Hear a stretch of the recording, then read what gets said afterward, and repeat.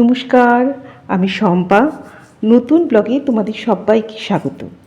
আশা করি তোমরা সবাই খুব ভালো আছো, সুস্থ আছো। আজকে তো ছুটির দিন, এখন আমি সকালে জলখাবার বানাচ্ছি।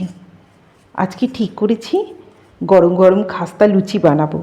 আর লুচি খাওয়ার জন্য একটু ছোলার ডাল বানিয়ে রেখেছি, হিং দিয়ে ছোলার ডাল, আর গরম গরম খাস্তা লুচি। এখন ময়দাটা মেখে রাখবো। মিমির বাবা তো বাজারে গেছে, আসলে পরে গরম গরম ভেজে দেব।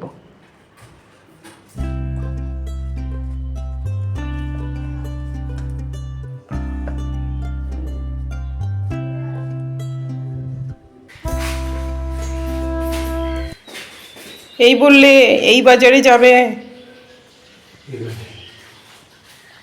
আস্তে আস্তে ওঠো। তো একটা রিক্সা করে আসতে পারতো, রিক্সা করে।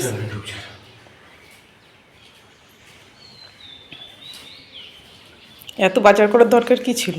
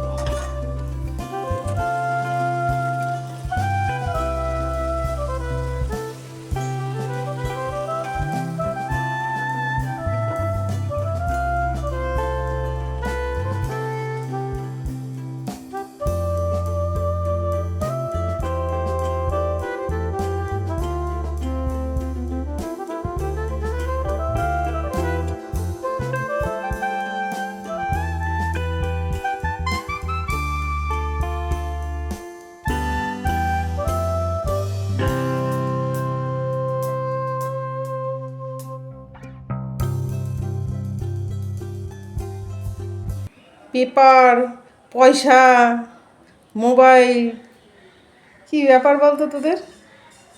এই ঘরে খাবে না ওই ঘরে খাবে? কেন?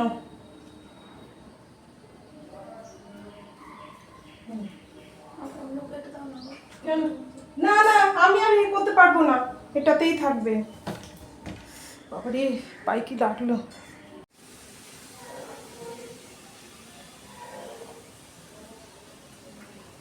পেপারটা পরে দেখো, নিচে খাবো, নিচে যদি পড়ে না মিমি দেখিস, হাতে তুলে নে না, সমস্যাটা তো থাকলে থাকে না। ওই তো রান্না করতে জানতে হয়, একদিন করে খাওয়াও তো দেখি। আপনি খান না? আমি ঠিক খাবো, তোমরা খাও। মিমি তো এখনো চাই খায়নি। করুণ মুখে তাকিয়েছিস কেন?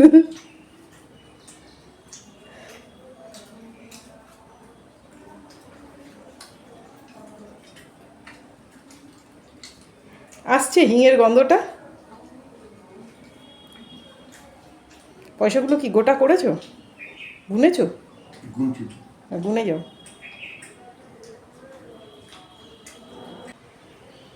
নিয়ে ভাই চা ফা খা। এই চাটা তোমার, এটা তোমার। 10 টাকার পান করে দিন। এইটা ক টাকার কয়েন? এই যে এগুলো 20 টাকা।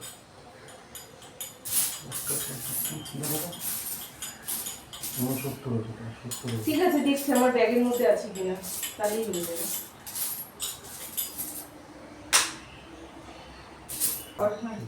না না না, এটা বাবার উপর। নিচে রাখবি না, চাদরে দাগ হয়ে যায়, সেটা ওঠে না। চায়ের দাগ একদম উঠতে চায় না।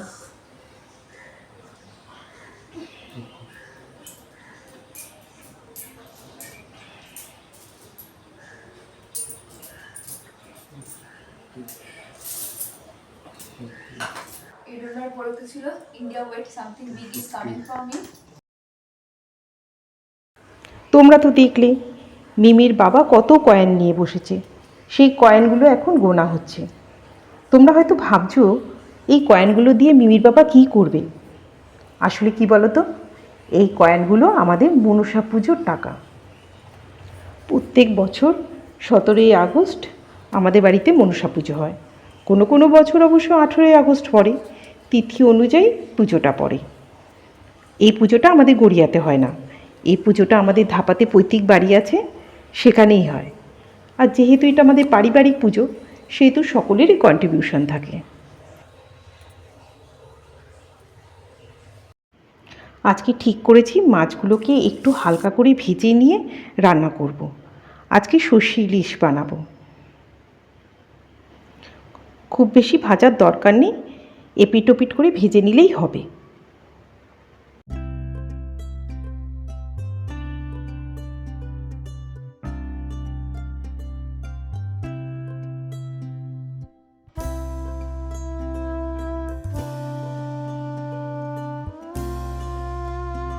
সর্ষে, পোস্ত আর কাঁচা লঙ্কা একসঙ্গে বেটে নিয়েছি, সেটাই দিয়ে দিলাম।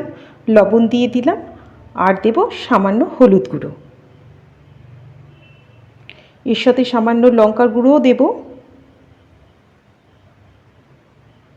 বাটি ধোয়া জলটা দিয়ে দেব। এবার সব ভালো করে মিশিয়ে নেব।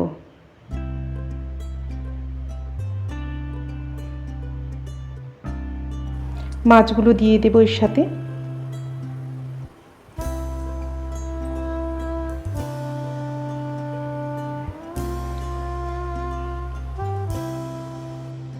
খানিকটা কাঁচা তেল দিয়ে দেব। কটা কাঁচা লঙ্কা দিয়ে এবার ঢাকা দিয়ে দেব।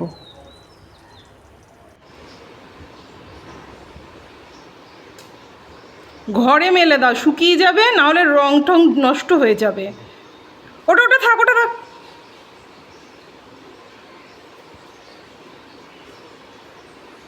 জামাটা শুকিয়ে গেছে।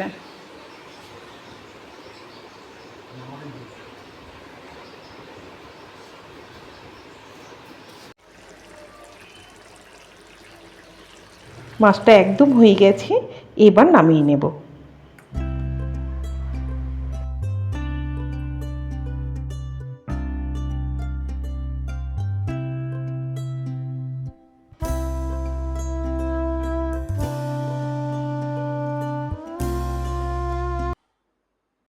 আজকে বেশি কিছু রান্না করিনি, ইলিশ মাছের মাথাটা দিয়ে একটু পুঁই শাক, একটু কুমড়ো আর একটু আলু দিয়ে একটা তরকারি করে নিয়েছি, আর সর্ষে ইলিশ তো বানিয়েছি।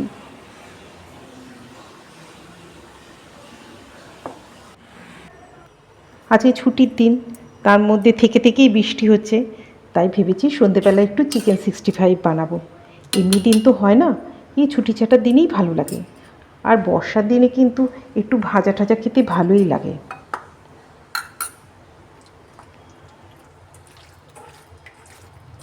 লবণটা এখন দেব না, এখন লবণ দিলেই চিকেনের থেকে জল বেরিয়ে আসবে। সন্ধেবেলা যখন ভাজবো তখন একটু লবণ আর একটু লাল লঙ্কা মিশিয়ে নেব। ব্যাস হয়ে গেছে, এবার ফ্রিজে রেখে দেব।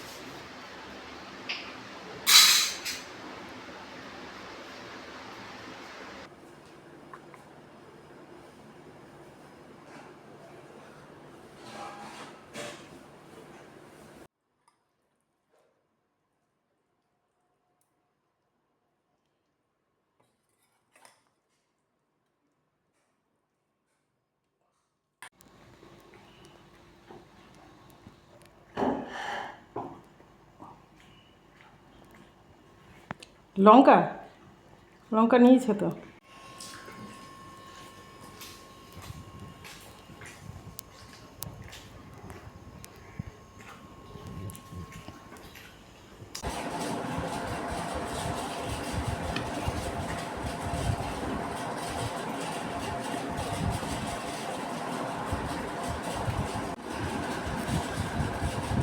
ঝোল লাগবে না।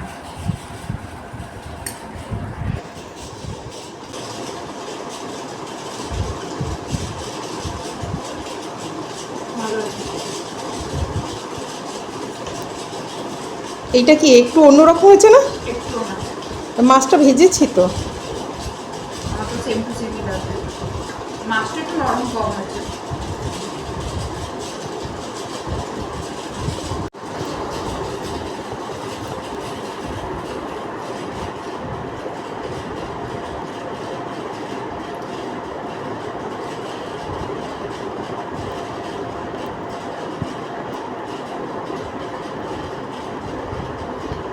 কেমন হয়েছে? নারকল পড়লো তো? না না, নারকল পড়লে অ্যাসিড হতো, কিন্তু খেতে খুব ভালো হতো।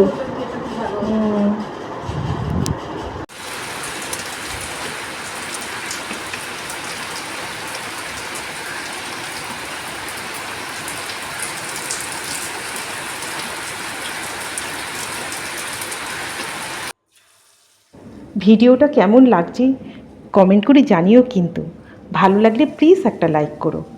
আর যারা এখনও চ্যানেলটা সাবস্ক্রাইব করোনি তারা প্লিজ চ্যানেলটা সাবস্ক্রাইব করো।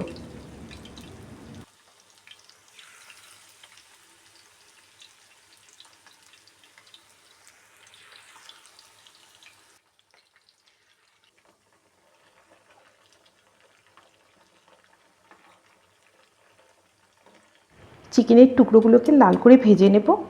তারপরে এই এত তেল তো ব্যবহার করব না, এই তেলগুলোকে অন্য একটা পাত্রের মধ্যে ঢেলে রাখবো। আর অল্প তেলের মধ্যে পরিমাণ মতো কারি পাতা, রসুন কুচি আর পরিমাণ মতো লঙ্কা কুচি এই দিয়ে সামান্য একটু নুন দিয়ে একটু ভেজে নেব। তারপর এর সাথে চিকেনের টুকরোগুলোকে একটু সামান্য টস করে নিলেই তৈরি হয়ে যাবে চিকেন 65। খেতে কিন্তু ভীষণ ভালো লাগে। তৈরি হয়ে গেছে চিকেন 65। আজকে ভিডিওটা তার এই পর্যন্ত থাক, দেখা হবে নেক্সট ব্লগে।